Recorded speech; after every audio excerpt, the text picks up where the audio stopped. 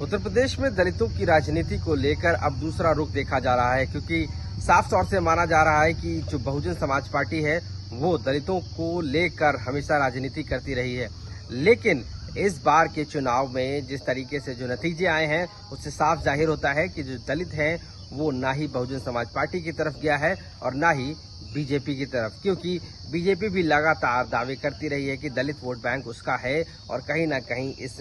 चुनाव है 2024 का उसमें बीजेपी को मिलेगा। लेकिन उसके तहत उल्टा ही हुआ, बीजेपी को दलित वोट बैंक नहीं मिला। कहीं ना कहीं यही वजह मानी जा रही थी कि उत्तर प्रदेश में 30 से ऊपर सीटें बीजेपी हार जाती है।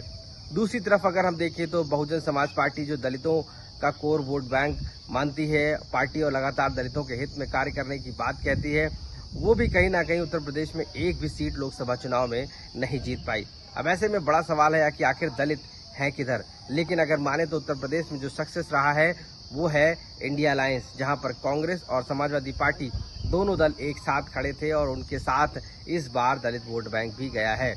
हालांकि ये कहना साफ नहीं होगा कि किस तरीके से दलित बैंक पूरी तरीके से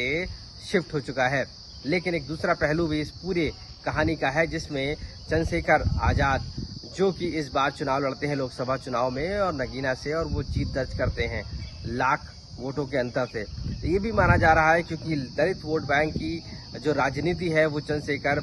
आजाद भी करते रहे हैं और उनकी आजाद समाज पार्टी भी लगातार इस बात को कहती रही है कि वो दलितों के हित के लिए काम कर रही है।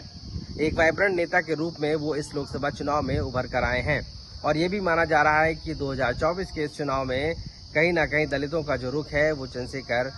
आजाद की तरफ भी हुआ है। लेकिन ये कहना भी दूर नहीं होगा कि कांग्रेस और समाजवादी पार्टी के अलायंस ने जिस तरीके से उत्तर प्रदेश में सीटें लेकर आए हैं, लोकसभा में जीत दर्ज की है, तो ऐसे में दलितों का एक बड़ा ग्रुप, बड़ा कोर वोट बैंक जो है वो भी इंडिया अलायंस की तरफ झुका हुआ है।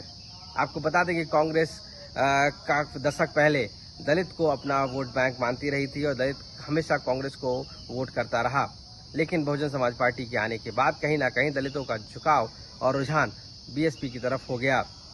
अब ऐसे में 2024 की जो परिस्थितियां हैं उसको देखकर लग रहा है कि बहुजन समाज पार्टी जबकि एक भी सीट नहीं जीत पाई है और कांग्रेस तकरीबन 6 सीटें लोकसभा की जीतती है इंडिया अलायंस के साथ में,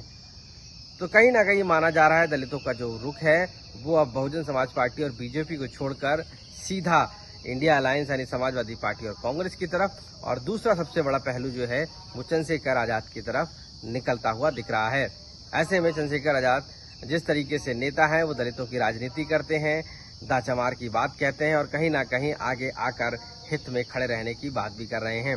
ऐसे में आने वाला चाहे उत्तर प्रदेश का विधानसभा चुनाव हो या उपचुनाव हो, माना जा रहा है कि दलितों की राजनीति के लिए सभी दल अब लगे हुए हैं। बहुजन समाज पार्टी जहां अपनी टूटती हुई पार्टी को बिखेरने की कवायद शुरू कर रही है, दलित वोट बैंक को एकजुट करने की कोशिश कर रही है, तो वहीं पर बीजेपी भी इस बार दलित वोट बैंक को अपनी तरफ लाने की कवायद में लगी हुई है।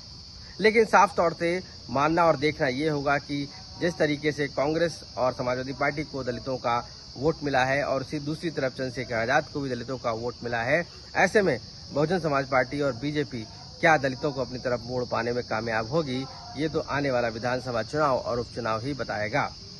लेकिन जो परिस्थितियां हैं उसके हिसाब से इस बार दलित वोट बैंक कहीं ना कहीं जो ट्रेडिशनल पार्टी थी बीएसपी उससे छिटक कर दूसरे दलों को चला गया है। इसमें इसका सीधा फायदा चंद्रशेखर आजाद को भी हुआ है, क्योंकि वो कहीं ना कहीं दलितों में अपने आप को रिप्रेजेंटेटिव और नेता बताते रहे हैं और यही वजह है कि लोकसभा में एक बड़ी जीत दर्ज की है।